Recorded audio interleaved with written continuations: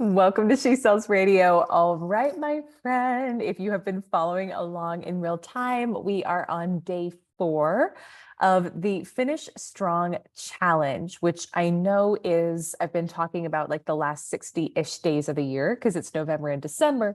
But since we're taking weekends off from the challenge, it's actually only 44 days of true challenge activities, meaning that you are really close to 10% of the way through. On Monday, we're going to be 10% of the way through. So well done if you've been following along. And if you are just joining in, that is still perfect. Get registered at elisearcher.com/challenge. It's completely free to participate. This is all about helping you create the best last 60 days of the year and really impress yourself with what you're able to do and what you're able to complete in a relatively short amount of time. And so your challenge for today is all about clearing distractions. And this is one of the steps we can forget, but is probably one of the most important as you are saying yes to what's a must for you, which is what we really talked about yesterday.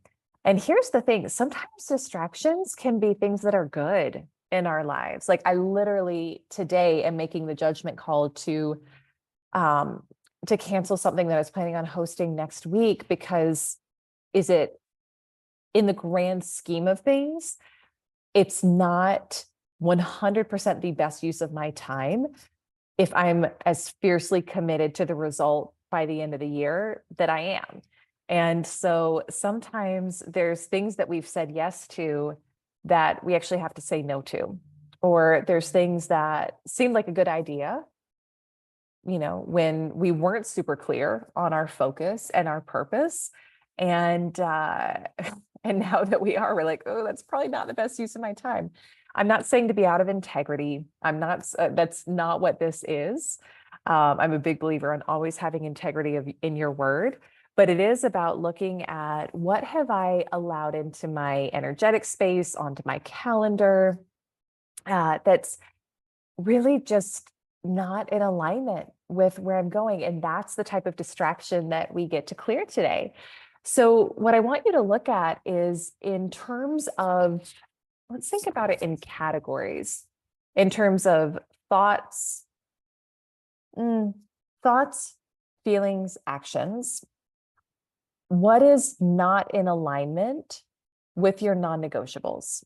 What is no longer in alignment with your non-negotiables for the year?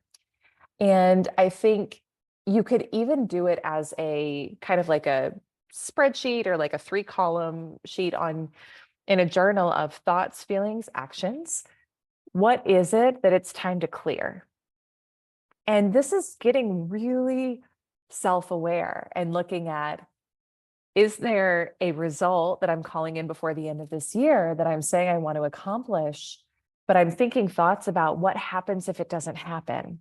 And I'm making a backup plan, or I'm feeling feelings of unworthiness around it, right? That's a distraction that needs to be cleared in order for you to be in true alignment with this goal. Or, I had a message from a client the other day who was like, my calendar, like she's like, I know I'm the one doing this, but my calendar keeps getting filled with things that aren't really things that are truly in alignment with my goals. And how do I stop doing that? Right. So looking at actions, what are the things that I'm saying yes to versus no to in my actions, and giving yourself permission to clear those. Now, on the thoughts and feelings standpoint, clearing those distractions, that can be a bit of a rewiring process, right? That's really a process of noticing the thought that's not in alignment and then consciously switching to what is the thought that is in alignment with my goal. So remember how we talked about in a previous challenge episode, now that the goal is completed, like how did I get there, right? So we start to shift our consciousness to be not thinking of the goal, but thinking from the goal completed. And if you were thinking from the goal completed, would you be having thoughts of doubt? Would you be having thoughts of unworthiness? Would you be having thoughts of fear? Or would you be having thoughts of, I'm so excited. This is my reality. I'm so excited. My bank account is so full. I'm so excited. I'm, treating my family to the dream Christmas. I'm so excited to be going into this next year with this thing that's been a challenge for me for years, finally done and like handled. Would you be thinking those thoughts? So we want to get really consciously aware of what are the thoughts you would be thinking if the thing were already done, and you start to switch and practice those thoughts.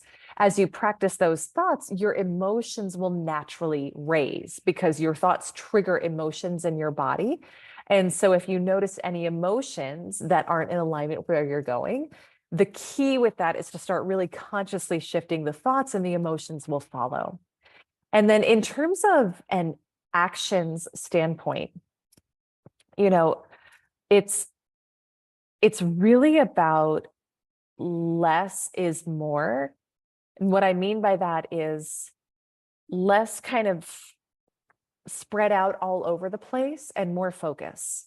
So more, if this were like, if I was truly committed to this thing being my reality by the end of the year, what would my actions be every day? And they would probably be very focused on a few core activities. And there's probably a lot that you would be saying no to right now as well. And so do a calendar audit. What do you have on your calendar? What meetings have you said yes to that, again, were a should, or something you felt like you had to do?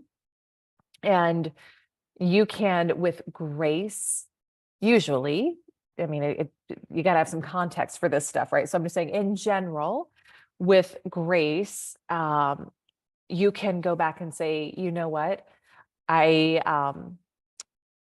I need to ask that we push this out. I need to ask, like, can this meeting be a voice note? Can it be a voice memo back and forth, right? What can we shrink this meeting from an hour to 15 minutes or even 5 minutes, right? Does this really need to happen right now? So you get to shift things and remove things that aren't in alignment.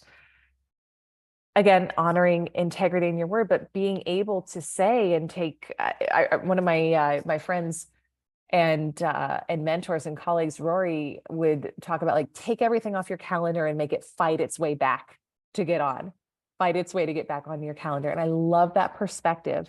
To me, that's the perspective of a multimillionaire or a billionaire. That's the perspective of someone who really, who